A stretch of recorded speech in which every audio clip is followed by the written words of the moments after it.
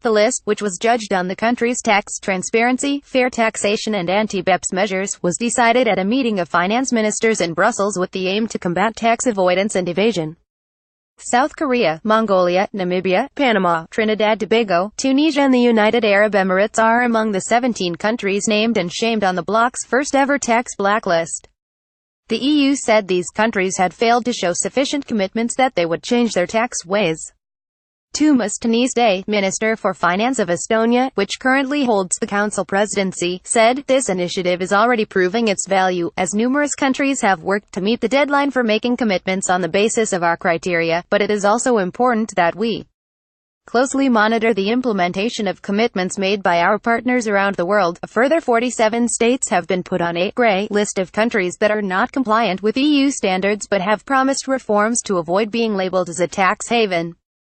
Countries on the blacklist could lose access to EU funds, while other countermeasures are yet to be decided in the coming weeks.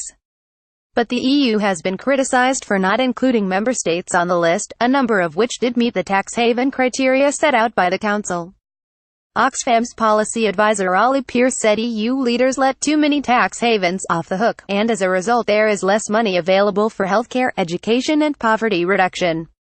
He said, "It is disturbing to see mostly small countries on the EU blacklist, while most notorious tax havens, acclaimed places like Bermuda, the Cayman Islands, Jersey and the Virgin Islands, escape with a place on the grey list." The European Network on Debt and Development's tax coordinator Tova Maria Riding also said in response to the published blacklist, if EU governments really wanted to get rid of